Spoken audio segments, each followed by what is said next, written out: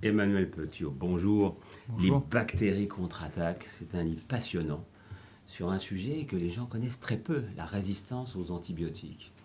Effectivement, oui, c'est le plus grand défi sanitaire du XXIe siècle. Alors, personne ne le sait, ou pratiquement personne, mais on prédit 10 millions de morts par an en 2050, directement liés à la résistance aux antibiotiques. Et Alors, c'est déjà absolument aujourd'hui, il y en a phénoménal. beaucoup. Hein. Alors déjà aujourd'hui, au niveau mondial, 700 000 personnes meurent chaque année de résistance antibiotique. En France, donc 12 500 Français meurent de cette résistance antibiotique. 150 000 personnes contractent une infection résistante. Ce sont des chiffres phénoménaux, mais il semble que personne ne s'en soucie. Alors pour qu'on comprenne mieux comment ça nous touche dans la vie de tous les jours, ça touche une mère, son enfant, tout le monde. On peut mentionner des cas très pratiques. Aujourd'hui, on peut mourir d'une otite. Ça paraît incroyable, mais à force de donner toujours un antibiotique pour une otite, eh ben, la personne va résister. Et donc résister dans le sens où l'antibiotique n'aura plus aucune efficacité. Deuxième exemple assez parlant, très récent, une touriste américaine est revenue d'Inde. Elle s'est cassée la jambe, fracture ouverte, contracté une petite infection en Inde. Elle est rentrée aux États-Unis. Donc on l'a soignée en hôpital, on lui a administré un premier antibiotique pour la soigner, ce qui a toujours été fait ces dernières années et que ça ne posait aucun problème, un deuxième, un troisième, jusqu'à 29 antibiotiques et elle est morte. Donc elle est morte d'une infection, ce qui n'était pas arrivé, pas depuis 45, mais pratiquement. À travers votre entreprise qui est installée à Montpellier, vous avez une soixantaine de personnes, vous travaillez là-dessus et ce qui est extraordinaire, c'est qu'on apprend donc que vous allez chercher des bactéries, les bactéries les plus puissantes, les plus résistantes au monde pour les tester, c'est ça hein? Oui, c'est ça, c'est un peu comme les grands naturalistes, on va chercher dans des grottes, dans des cavernes, dans des biotopes hostiles, sur des plages, des déserts, des bactéries qui ont une bonne capacité à produire les antibiotiques du futur. Parce que justement, elles se trouvent dans des conditions extrêmes, et donc il faut qu'elles soient très résistantes. Exactement. Et donc elles vont fabriquer des structures qui vont être innovantes et donc qui vont pouvoir aller attaquer cette résistance de manière la plus efficace possible. Ce que nous faisons, c'est de l'innovation radicale. Ce n'est pas de l'innovation incrémentale. On ne cherche pas à modifier les produits existants. On va vraiment chercher de nouveaux produits qui vont être efficaces et qui vont lutter contre cette résistance qui se développe tous les jours. L'OMS a lancé un appel récemment. Les Nations Unies ont lancé un appel.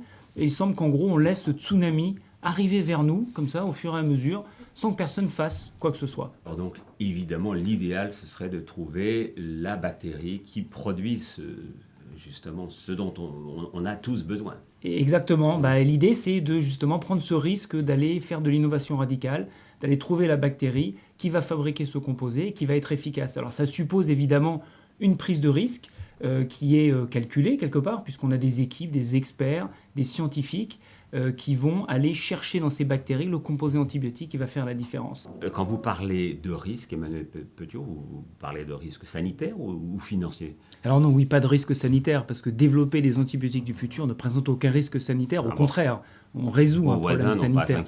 Absolument pas. Non, le risque, il est véritablement entrepreneurial. C'est-à-dire qu'aujourd'hui, un peu comme les Américains, on se lance sans savoir exactement où on va, et on fait un pari sur l'avenir. Et le pari, il est plutôt bien fait, puisqu'on va sauver des vies. Et c'est assez rare, et c'est trop rare en France. Nous, on a décidé de le faire chez Deinov. Et pour ce faire, vous travaillez avec des animaux ou avec des robots?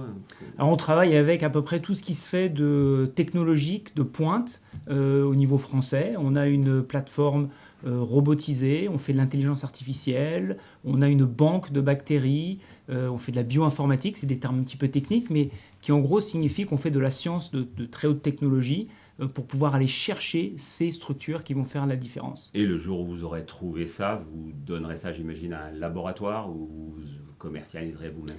Alors on ira le plus loin possible, évidemment, pour essayer de croître. On est une petite société aujourd'hui. L'idée, c'est d'embaucher de plus en plus. On embauche, on prend des risques, on réembauche, on trouve la solution. Mais l'idée, c'est d'aller le plus loin possible et qu'effectivement, au bout d'un moment, on puisse s'adosser à une structure un peu plus importante, qui a un peu plus d'argent et qui peut nous aider à mener des essais cliniques sur des patients malades, qui sont encore une fois très très nombreux au niveau mondial. Par rapport aujourd'hui au cancer, 8,3 millions de personnes par an meurent du cancer, 10 millions par an en 2050. C'est maintenant qu'il faut faire quelque chose. Les bactéries contre-attaquent, c'est signé donc Emmanuel Petiot avec comme sous-titre « Innover pour nous sauver ». On a compris qu'on en avait bien besoin. Merci beaucoup. Merci à vous.